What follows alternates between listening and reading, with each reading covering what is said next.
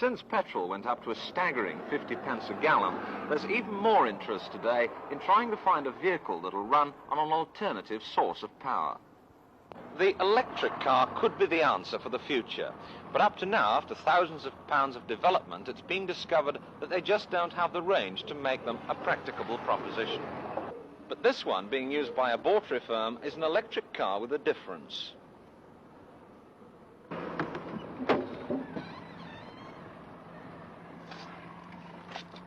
Mr. Hudson, what's different about this particular electric car? This car's got a solar energy panel fitted on the roof, which converts the sun's rays into electrical power. And we use the power this provides to charge up an additional battery, which we have in the boot here. And from this battery, we work the lights, indicators, and the other ancillary equipment on the car. In this way, we can conserve all the power of the 4 traction batteries that are fitted for actually driving the vehicle on the road. What sort of performance and range does this give you? With the batteries which we've got fitted in it, which aren't the correct traction batteries, we can get about 20 miles radius and about a maximum of about 40 miles an hour.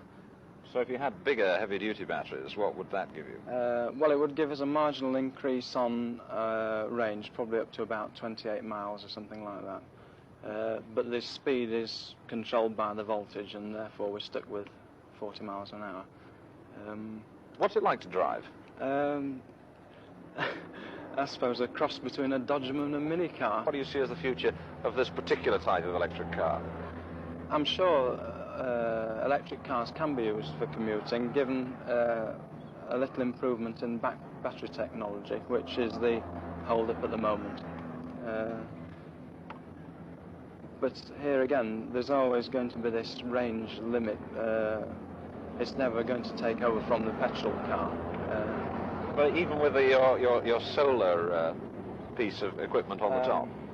Yes, that's really only to overcome one small defect we've found, where the lights were dimming when the batteries of the traction batteries got low.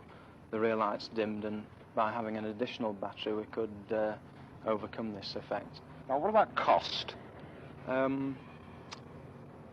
Very difficult to assess. When these cars were built in 1967, the company had hoped to make them for about £400. They failed, and in fact I would suspect that any electric car to build now would cost nearer 2,000.